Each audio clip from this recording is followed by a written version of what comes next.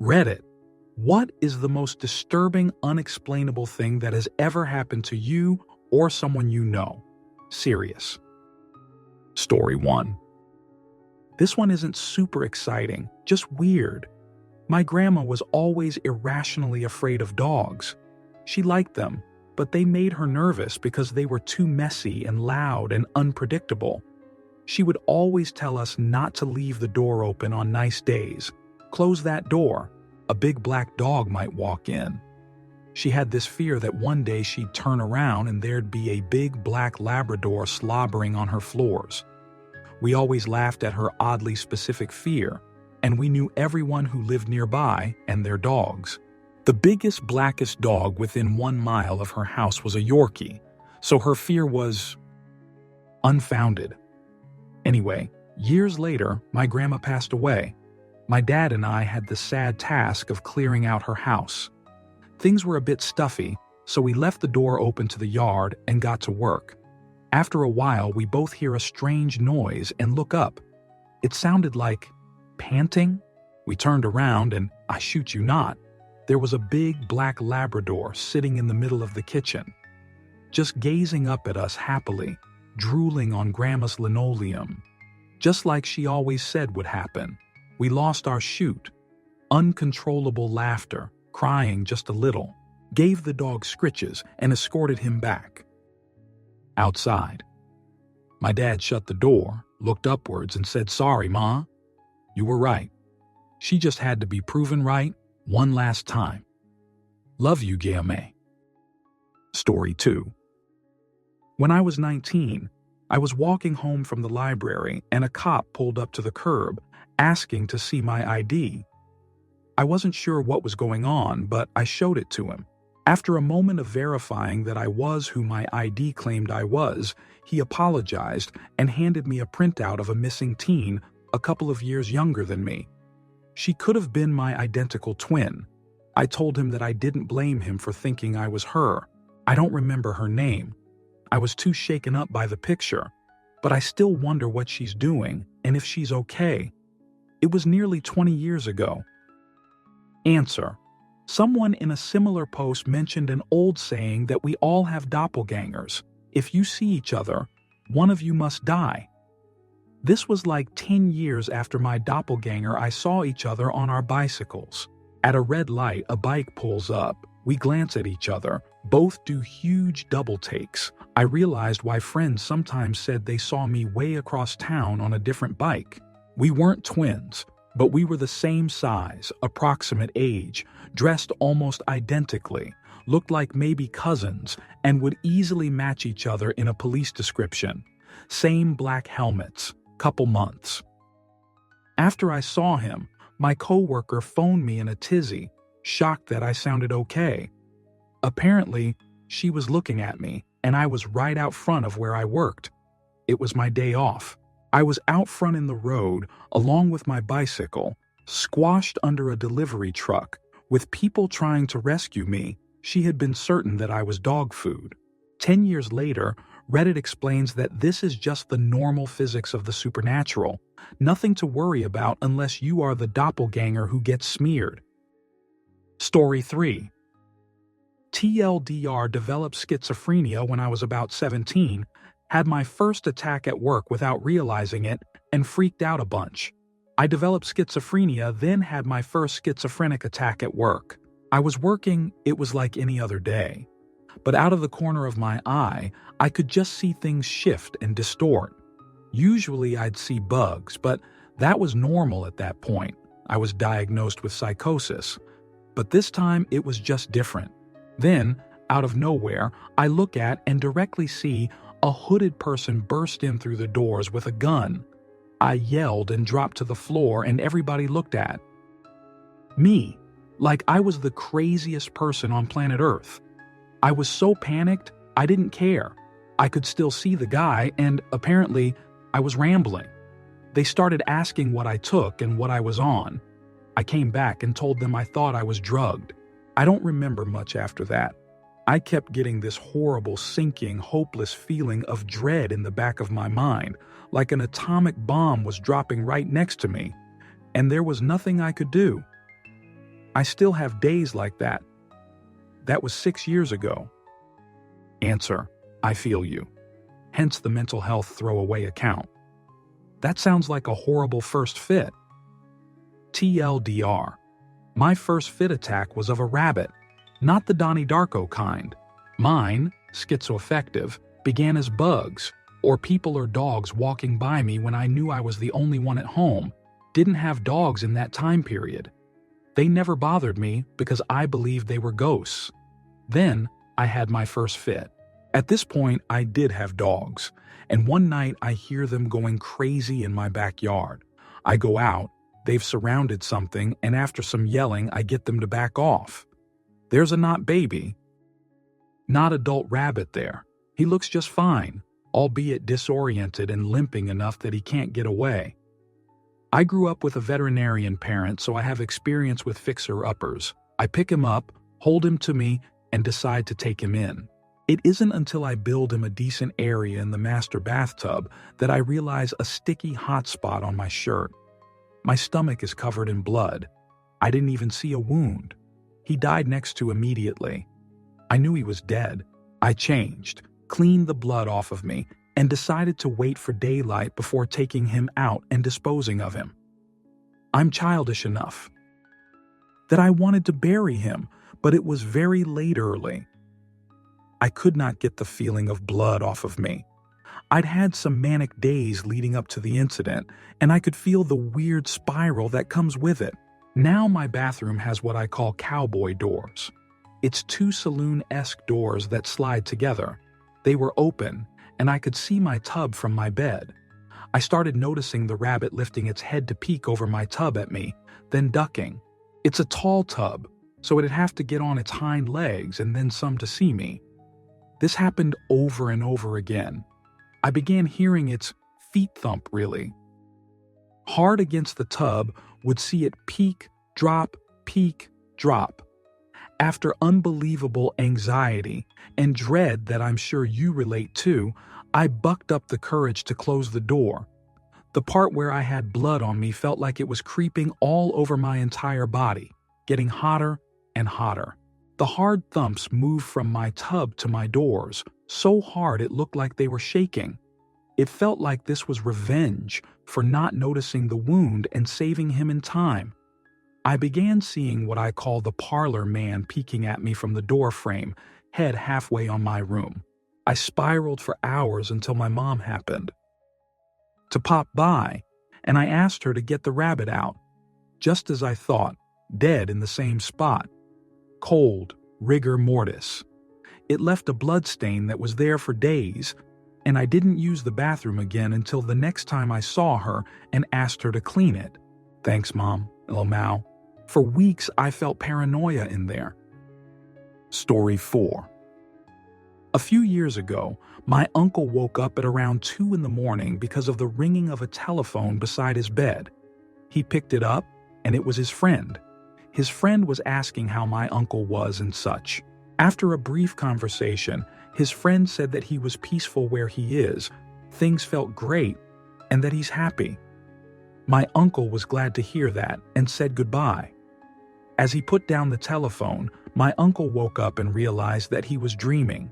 The next day, he heard news about his friend being eliminated by an intruder in his house at around 1 a.m.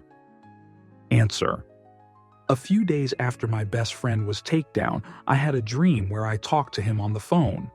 I answered the phone and it went like this. Me: H, I've been so worried about you. They told me you were dead, but I didn't believe them. H: I'm okay, Freddie Lexus. Me: when can I see you? H: you can't see me? Not yet, but I will see you again. Take care, Freddie Lexus. I love you. And then I woke up. He comes to me from time to time when I need guidance, and I miss him dearly. It's weird how this stuff works. Story 5. 2:30 a.m. just made the turn into my neighborhood to get home. Guy in a white suit and comically large white cowboy hat, think Homer Simpson in that Country Music Manager episode, had one hand wrapped around a sign and the other pointing at me while I drove by, making eye contact the entire way. Answer: my sister used to work at a pancake place that closed at 2 a.m. and would ride her bike home. Very quiet area, very suburban, nothing else is open. One night, she rounds a corner and there is a guy on the footpath holding a scythe, a full-on scythe, at 2 a.m. Not moving, looking at her. So she keeps riding. It's the safest thing to do.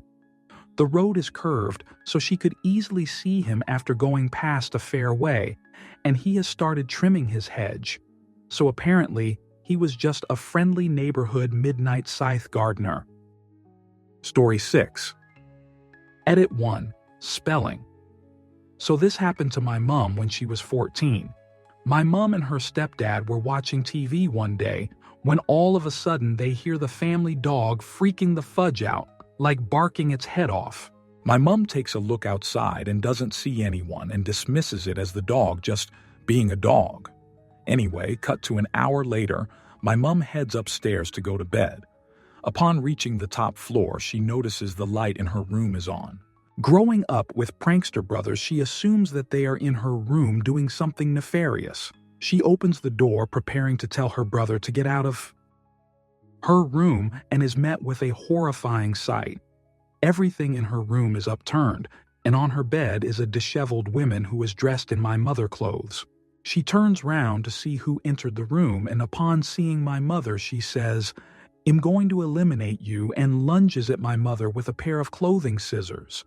My mother gets the fudge out of there, and her stepdad, after not believing her for a few seconds, calls the police. Long story short, this woman had escaped from the local asylum and had sneaked past my mum and her stepdad, which is what the dog had barked at. Story 7. August 16th, 2008. My friend Kelsey died in a horrible river rafting accident. She was a beautiful, wonderful, bright light of a person who died at the young age of 23. Anyways, prior to her leaving on her rafting trip, her and I had bought tickets to the upcoming Radiohead concert on August 19th in Vancouver.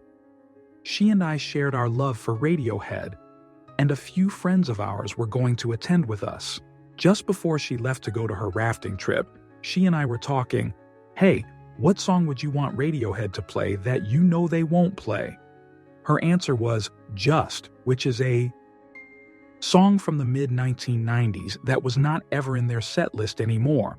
I also asked her, "What makes you like Radiohead so much?" And she said, "Radiohead is music for a rainy day." On August 19th, 3 days after her passing, we still attended the concert because we felt it was something that she would have wanted us to do. We were all in the grips of grief, and I didn't really have the spirit to go. But I went anyways. We never gave her ticket to anyone, and we had the ticket torn at the gate because she was coming with us. It was a dry summer day, and 34s of the way through an absolutely awesome show. Tom York looks up at the sky and says, "Looks like we might get some of that famous Vancouver rain. Let's play something for a rainy day. Haven't played this in a while, so bear with us."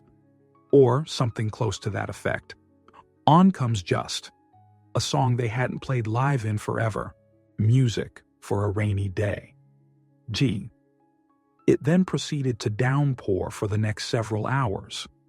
More rain than I've ever seen in August in Vancouver.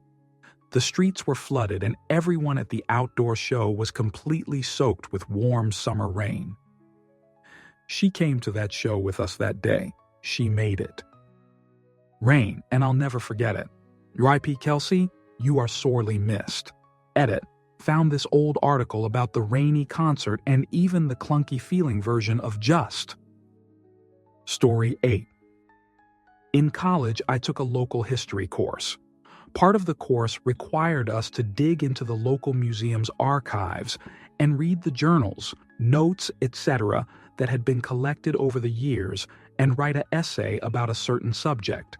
Once I had narrowed down my topic, I spent several nights digging through the 100-year-old field journals of this local surveyor, mostly dull, uninteresting notes about the local geography, survey coordinates, and other mundane details. While delicately going through probably the 15th straight book, Had to wear these special archive gloves. I turned a page and written, in pencil in the middle of the page, in the surveyor's handwriting, was my name. First and last name spelled exactly the same, with nothing else written down around it. Just ordinarily written down, like when someone quickly jots down the name of a contact. Really creeped me out since the notebooks were probably close to 90, 100 years old. And as far as I know, nobody had opened them since they had been donated to the museum. Now, the combination of my first and last name isn't exactly rare, but to see it spelled the exact same way in the author's writing was odd to say the least. Answer: imagine the author of that journal writing his normal stuff and then, all of a sudden, he can't get this random name out of his head, so he decides to write it down and come back to it later to see if it means anything to him. It's like you were there with him at the moment he was writing or something. That book was somehow connecting you two through time. Story 9. When I was in elementary, I went to school ridiculously early for swim practice. Turns out it was canceled, and I only found out when I got there. That meant that I had the whole school to myself. I waited near the school gate, and soon enough my homeroom teacher arrived. I greeted her, saying, "Hi, Ms. Grace." Here's where it gets weird. She ignored me and walked past me. Confused, I looked toward the gate, then back at where she was walking. Except, she wasn't there. I was a bit frightened at this point, so I went to wait outside my locked classroom, which happens to be next to the restrooms. I sat down on the floor. A few minutes later, I heard the eeriest, creepiest laugh coming from the restroom. It was really high-pitched, almost witch-like. It made my hair stand on end. I was so scared I ran back toward the school gate. A few minutes later, my homeroom teacher, the one I had just seen earlier who ignored me and then vanished into thin air, passed through the gate. She saw me and greeted me. I was too freaked out to reply. Until now, I have no idea what on earth happened. It's the only paranormal experience I haven't been able to explain to this day. Story 10. Me and my mate were coming back from a gig in Manchester. It was about midnight and I'm driving. We're going down the motorway on a stretch that carries on for well over 100 miles, so we had no need to turn off at any junctions. A few minutes later, we realize we're on a dual carriageway that is getting increasingly smaller, and soon we're on a tiny A road surrounded by 10 ft high bushes. Obviously, not a motorway anymore. Neither of us know how that happened. We both don't remember coming off the motorway, and we don't know how we managed to go from 4 lanes to 2 lanes to 1 lane without realizing. We still do the same motorway run to go to gigs and have never had the issue again, but we always have a good laugh about it on the way home. Story 11. I was hanging out at a friend's house in their basement with my friend, his girlfriend, and mine. We were all playing an RPG. It was the middle of the day. We hear the door open upstairs, footsteps on the floor, hear the cellar door open, and my friend's dad call downstairs, "Pete, you home?" My friend answers affirmatively, and then we hear, "Come upstairs a minute, I need your help." We all head upstairs. There is no one there. No car in the driveway. No one in the house at all but the 4 of us. All 4 of us heard the same thing. My friend's dad found the story funny, but unbelievable when he eventually came home later that day. Answer: a sort of similar story. Before I had kids, I worked in a residential care facility for psychiatric patients. Our residents were a mix of ages from 16 to 92, and I worked overnights. The night shift was dangerously understaffed, so in addition to dispensing meds, doing rounds, and catching up the day's documentation, I was also responsible for things like doing laundry and cleaning the facility. One night, I'm in the facility's common room mopping the floor. It was something like 2 or 3 a.m., long past the time all our residents were supposed to be asleep. All of a sudden, I hear an old lady calling my name. I look up, expecting to see one of my favorite residents, who was a bit insomniac in her old age. What I saw instead was an elderly stranger in a Victorian nightie and bonnet-style sleeping cap. She smiled down at me with every indication she recognized me and asked how I was. I blinked and sort of shook my head a couple of times, and she was still there. I asked who she was. Her face fell a bit. I took a step back, closed my eyes, and took a deep breath, trying to figure out what was going on. When I opened my eyes again, she was gone. There was no way for her to leave the hallway without opening a door or going past me, and neither of those things had happened. I chalked it up to some sort of exhaustion-induced hallucination and carried on with my shift. A few days later, I was chatting with my grandma, and she asked if I knew that our family had a connection to the building I worked in. Apparently, my great-grandmother's aunt or great-aunt, I can't remember which, had lived there with her grandchildren and had almost certainly died in the home, given that's where most people did their dying in the past. I mentioned my experience to her, and she spent a few weeks hunting up a photo of the family. And sure enough, the old lady was the one I had seen at work. I have no logical explanation for this. Story 12. One time my brother woke up with scratches on his back, arms, and stomach. He was probably 8 or 9 years old. Our rooms were separated by a bathroom, and at, 2 or 3 in the morning, he woke up screaming and crying. My mom couldn't see him. She was terrified because he was supposed to be on his room, but when she opened the door, she said she couldn't find him. I assume it was a case of night blindness. And when she found him and turned on the lights, she was very anxious. My mom decided to bring a dog to the house, bless the bedroom, and make us share room for at least a year. Weird shoot. Always happens to my brother. Story 13. Once I adopted a street kitten. He was bothering me while I painted, so I put him in my room. As soon as I closed the door, I heard a bang on the other side of the house. I went to investigate and found my kitten. This was about 30 feet away. It really freaked me out, and I have no rational explanation. Story 14. When I was around 13, I was in my room getting dressed. I leaned over and felt a splat on my back. Put my hand there, and it comes back covered in blood. I'm disturbed. I can't find any sort of source, but I clean it off and continue to clothe myself. Next time I lean over, I feel it again. I now freak out and search my ceiling and anything that might have had a red substance on or around it. Room is spotless. I told myself it wasn't blood and instead was some art material, but it quickly browned as blood does. Haunts me to this day. Edit. To everyone saying it was a scab, a spot, or a bug, it wasn't like normal blood. It was kind of gel-like and coagulated, and there was a good grape-sized amount of it both times. Checked myself in the mirror pretty well too. Definitely is a possibility though. Otherwise, it was probably demon's whoops. Answer. Did you check your back for a wound? Maybe you were bleeding, for whatever reason, and it was soaking into your shirt. Then when you bent over, the fabric of your shirt tightened, and you felt the soaked blood anew? If that makes sense.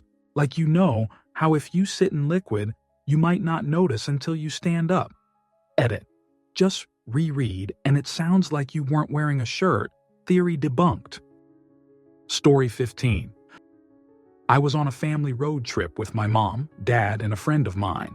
We're talking about where we originally came from, and then I asked my dad if he had any family left in Czech, where his father escaped. He said not that he knows of. I swear to God, literally 10 minutes later, his sister, my aunt, calls him and tells him he has a brother that my grandfather left in Czech, and they just got a letter from him that very day. Weirdest thing to ever happen to us. Story 16. So, I was plagued by pretty bad sleep paralysis for the majority of my childhood. Like, I would fall asleep normally and wake up with my face in the pillow, unable to move my body as I suffocated. No idea how I even survived those moments, TBH. Other times, I'd hear loud whispering from multiple voices that I couldn't understand just outside my doorway, or hear loud static and doors open and close. Standard sleep paralysis hallucinations and whatnot. It's rarely an issue anymore because I've altered the way I fall asleep. It only really happens now if I'm in such a state of exhaustion that I can't really fall into a proper sleep and kind of end up in limbo between being asleep and awake.